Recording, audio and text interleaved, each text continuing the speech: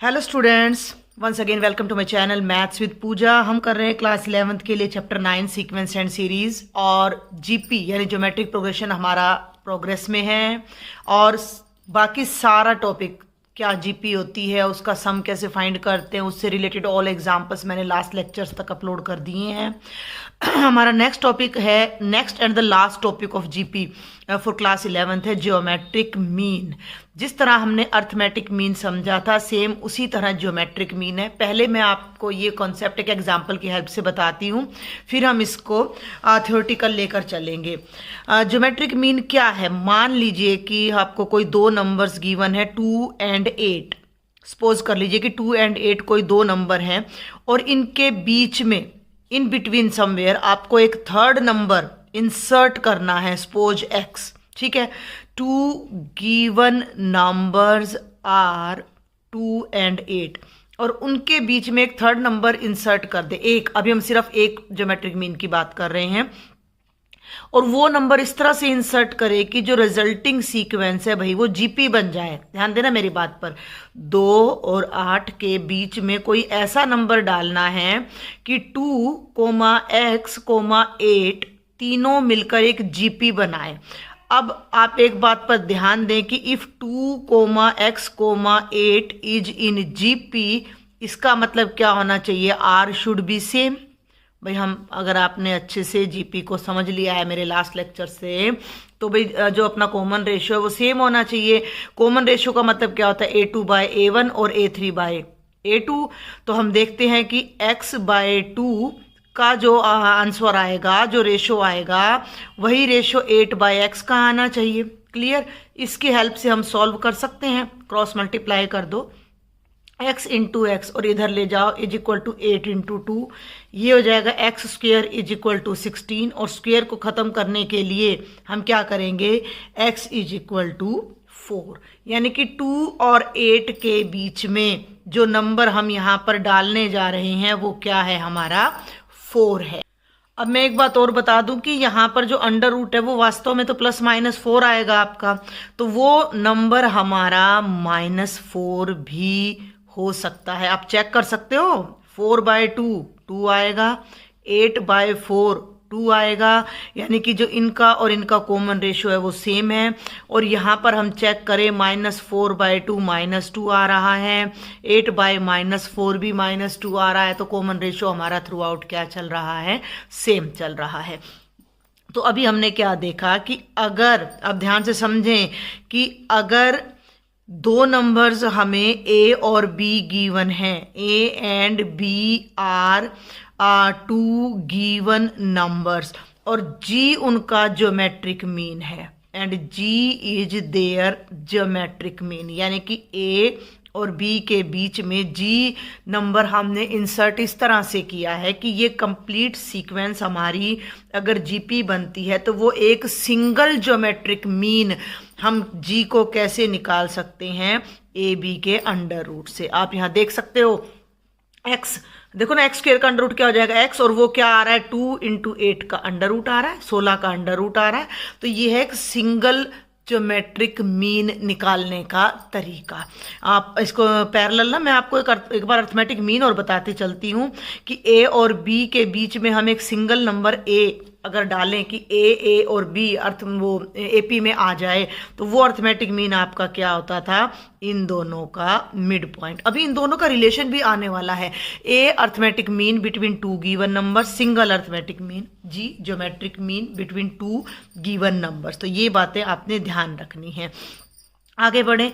अभी मैंने आपको ज्योमेट्रिक मीन का मतलब समझाया। What is the geometric mean? कि दो गिवन नंबर्स के बीच में हम जितने मर्जी चाहें नंबर्स इंसर्ट कर सकते हैं। हम जितने मर्जी नंबर चाहें इंसर्ट कर सकते हैं कि रिजल्टिंग सीक्वेंस हमारी क्या बन जाए? जीपी बन जाए। रिजल्टिंग सीक्वेंस हमारी जीपी बन जाए तो जो नंबर बीच में इंसर्ट किए जाएंगे वो सब इन दोनों का ज्योमेट्रिक मीन कहलाएंगे। अभी मैंने आपको जस्ट एक सिंगल नंबर इंसर्ट करना बताया है।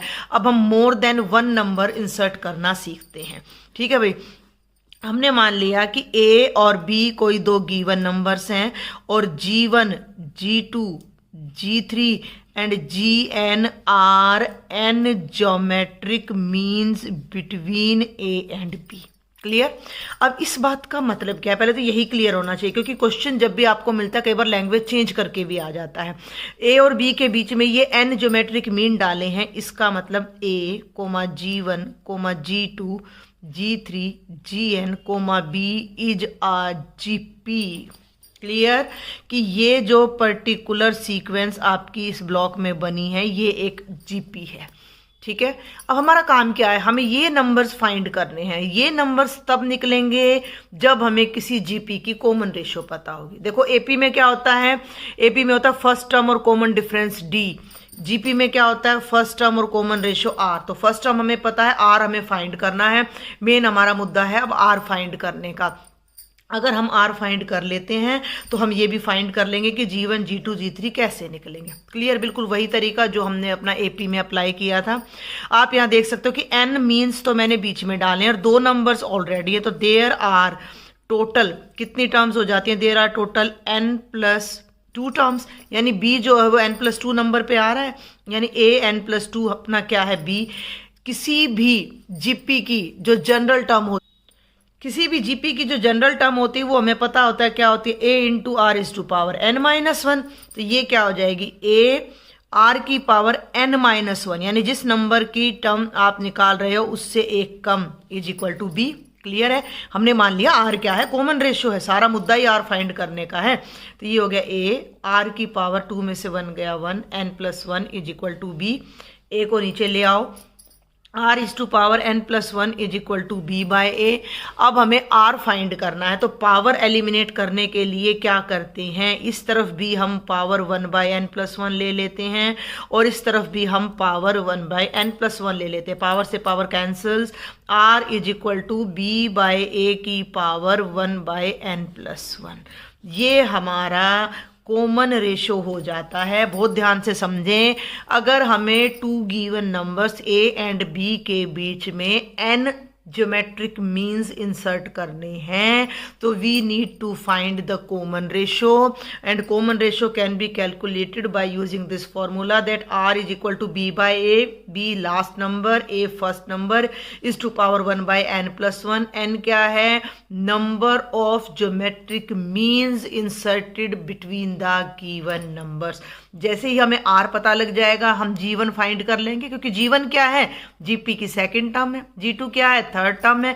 तो G1 क्या हो जाएगा, a इंटू आर, G2 कितना हो जाएगा, a into R square, and G3 कितना हो जाएगा, a इंटू आर क्यूब, और Gn कितना हो जाएगा, a into R is to power n। तो बहुत बहुत सिंपल मैं कहूँगी ये सारा कॉन्सेप्ट है, आपको ये अच्छे से समझना है। कोई डाउट है आपने मुझसे कमेंट बॉक्स में डिस्कस करना है। बिल्कुल, अगर आपको अर्थमेटिक मीन समझ आ गया था तो सेम उसी लाइन पर ये हमारा क्वेश्चन चलते हैं, यही सारा ज्योमेट्रिक मीन चलता है। बस ये चीज़ें आपने ध्यान रखनी। ये भी जो कुछ भी मैं स्टार करें, कई बच्चे मुझसे कहते हैं कि आप PDF अपलोड करें, तो अब मैं PDF भी इनकी अपलोड करने जा रही हूँ, तो आप वहाँ से भी हेल्प ले सकते हो। अब हम इसके कुछ एग्जाम्पल्स देखते हैं।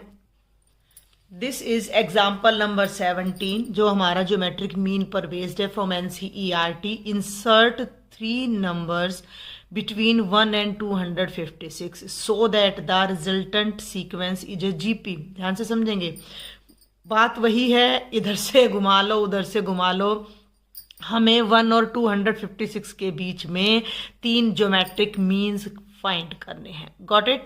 तो हमें 2 नंबर्स गिवन है, तो सबसे पहले हम लिखते हैं गिवन नंबर्स आर 1 एंड 256। तो हमने मान लिया a 1 है फर्स्ट नंबर, b कितना है 256।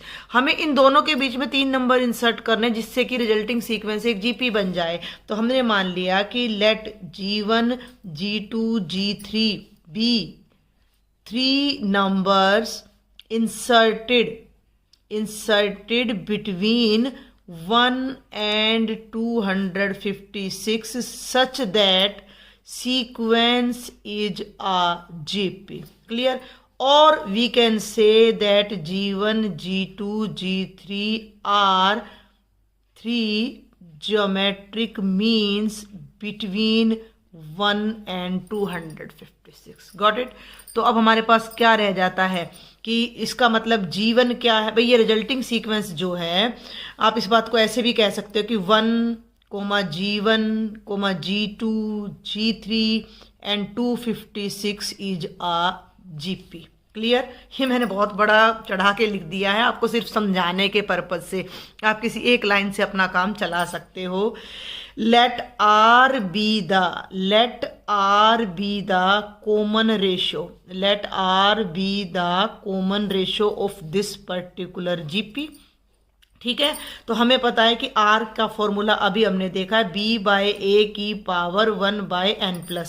n कितना है, हमने यहाँ n नहीं लिखा था, तो n कितना है, यहाँ 3 है। 3 टर्म्स हमने इंसर्ट करनी है ना, a1 है, b 256 है और n 3 है। तो R क्या हो जाएगा, 256/1 की पावर 1/3+1। 256 को 1 से डिवाइड करोगे 256 आएगा, 1/3+1 हो गया 4। बहुत आसान क्वेश्चन आपको मिलने वाले हैं, बिल्कुल सिंपल। 256 की पावर 1/4। अब ये आपको सॉल्व करना आना चाहिए।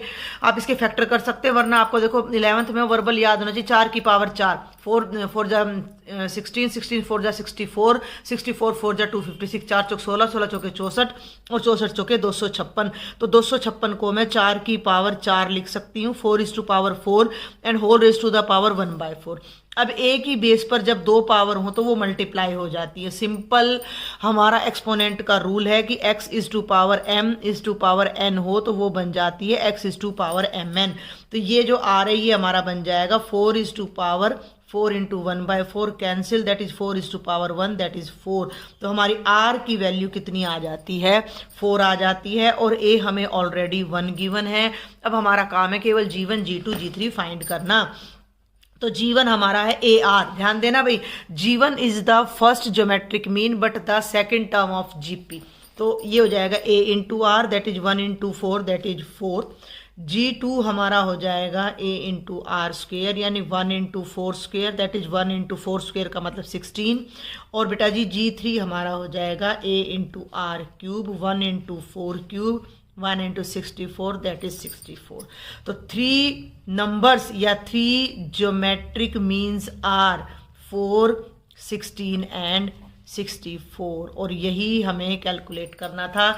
अब हम यहाँ एक बार रफ में चाहें तो चेक भी कर सकते हैं कि पहला नंबर 1 था, आखिरी था 256, बीच में हमने 4, 16 और 64 डाला। तो आप देख सकते हो कि 4/1 4, 16/4 4, 64/16 भी 4 और 256/64 भी 4 आ रहा है। Through out common ratio same है, तो ये हमारी एक GP बन रही है। तो यहाँ हमने 2 नंबर्स के बीच में 3 ज्योमेट्रिक मीन्स फाइंड करने का ये अपना एग्जाम्पल नंबर 17 सॉल्व किया है। अब हम एक बहुत इंपॉर्टेंट टॉपिक करने जा रहे हैं, जो कि आपको कंपटीशन के पॉइंट ऑफ व्यू से तो बहुत ही इंपॉर्टेंट आपका रहने वाला है। This is relationship between arithmetic mean and geometric mean of 2 numbers. तो हमने मान लिया कि let A and B are 2 given numbers. ठीक है भाई, let A and B are 2 given numbers. A इन दोनों के बीच का अर्थमेटिक मीन है, तो हमें ये पता है कि 2 नंबर के बीच का एक अर्थमेटिक मीन होता है A + B/2। G उन्हीं दोनों नंबर्स के बीच का ज्योमेट्रिक मीन है, दैट इज AB का स्क्वायर रूट। ठीक है, हम अब इनके बीच एक रिलेशन एस्टेब्लिश करने जा रहे हैं, तो हम A - G कैलकुलेट करते हैं। ध्यान देना भाई, A का मतलब है A + B/2 माइनस G का मतलब है √AB। नीचे कुछ नहीं है तो मैंने 1 लगा दिया। 2 मैंने LCM ले लिया, तो 2 से 2 कैंसिल हो गया, तो ये तो बन गया A + B। 1 2 जा 2 और 2 यहाँ चला जाएगा, तो ये बन जाएगा 2√AB। अब जरा आप इस बात को बहुत ध्यान से समझें, बहुत ध्यान से न्यूमरेटर को। जिन बच्चों को आइडेंटिटी अच्छे से आती है वो तो समझ जाएंगे, जिन्हें नहीं आती है उन्हें ध्यान से देखना है। अगर मैं इस A को लिख दूं √A का स्क्वायर तो कोई गलत नहीं होगा। B को लिख दूं √B का स्क्वायर, क्योंकि भाई रूट से स्क्वायर कैंसिल होके A ही तो रह जाएगा, रूट से स्क्वायर कैंसिल होके B ही तो रह जाएगा। -2 अंडर को हम प्रोडक्ट में सेपरेट कर सकते हैं, √A √B। क्लियर है? क्लियर है यहाँ तक? नीचे मैंने लिख दिया 2 की जगह नीचे मैंने लिख दिया √2 का होल स्क्वायर। ठीक है, या फिर आप इसको तो 2 से भी काम चला सकते हो। ऊपर वाले को बड़े ध्यान से देखो, इसे मैंने लिखा रूट ए का होल स्क्वायर रूट बी का whole square -2 root a root B. वैसे अगर आप 9th की बुक उठाइएगा तो 9th की बुक में ये आइडेंटिटी आपकी है। क्लियर? चैप्टर नंबर 2 में है शायद।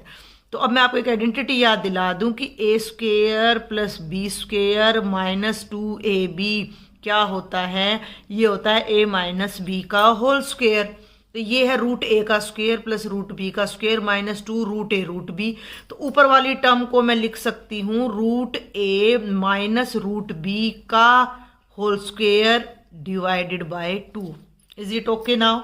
भाई यहाँ तक आपको कोई भी डाउट है तो वो आप देख लें, पहले इसको एक बार पूरे को फिर से समझ लें। ए एंड बी दो नंबर है, उनका अर्थमेटिक मीन हो गया a plus B by 2, G geometric mean हो गया रूट ए बी। इन दोनों को मैंने सब्ट्रैक्ट किया, एलसीएम लिया और फिर बस थोड़ा सा मैंने यहाँ मॉडिफाई किया इस आइडेंटिटी तक पहुंचाने के लिए। ऐसा हमने क्यों किया? अब ये देखें, वी ऑल नो कि किसी भी रियल नंबर का स्क्वायर हमेशा 0 से बड़ा होता है और मिनिमम वो 0 हो सकता है अगर नंबर 0 हो तो। सेम एयर अगर ए और बी दोनों इक्वल हो जाएं, ए और बी दोनों इक्वल हो जाएं तो ये डिफरेंस 0 आएगा। अदरवाइज ये पूरा डिफरेंस 0 से बड़ा, इस डिफरेंस का स्क्वायर, सॉरी इस डिफरेंस का जो स्क्वायर है वो 0 से बड़ा आएगा और 2 भी 0 से बड़ा है। तो ये पूरे का पूरा आंसर हमेशा 0 या 0 से बड़ा होने वाला है। क्लियर? तो यहां से क्या कंक्लूजन निकलता है कि a माइनस जी हमेशा 0 से बड़ा होने वाला है। इट मीन्स a, जी को मैं राइट साइड में ले जाऊं, is always greater than equal to जी।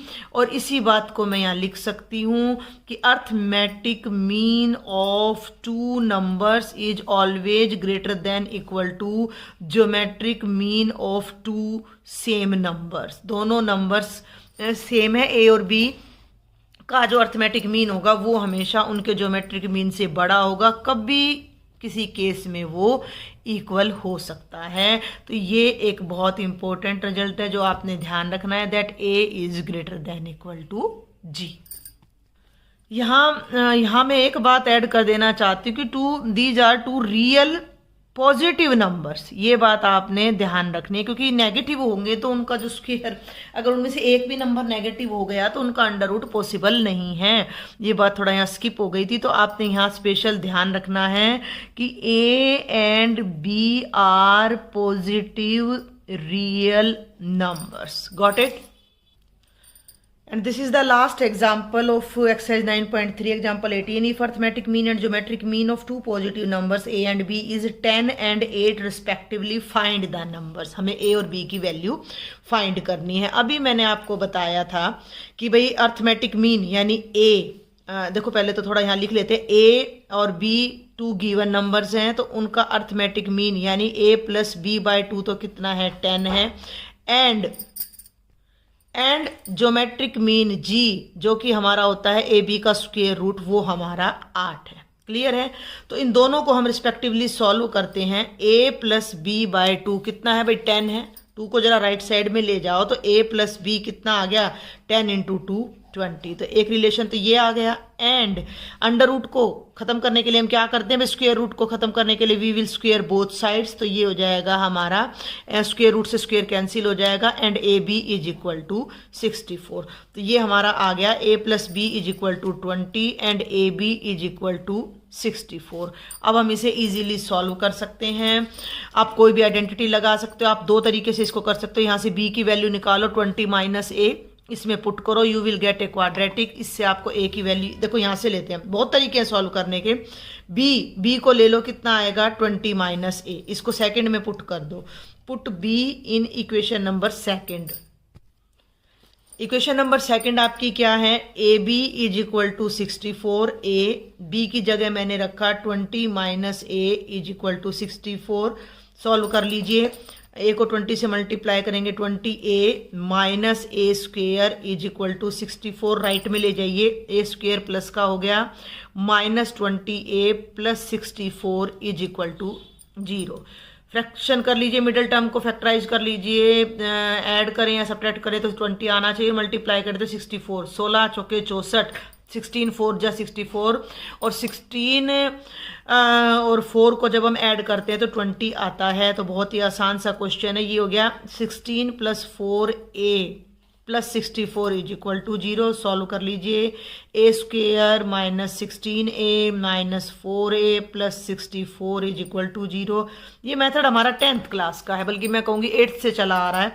तो ए हमारा यहाँ पर कॉमन आ जाता है, तो ये बचता है a माइनस 16, और इन दोनों में से 4 कॉमन आ जाता है, तो अगेन a माइनस 16। दोनों में से फिर a माइनस 16 कॉमन है, तो इधर बचेगा a, इधर बचेगा 4 इज इक्वल टू 0।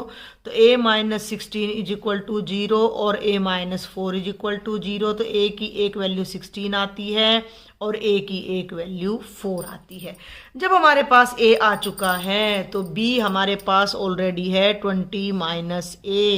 तो इसमें हम पुट कर देते हैं, put the value of a, put the value of a in equation number 3।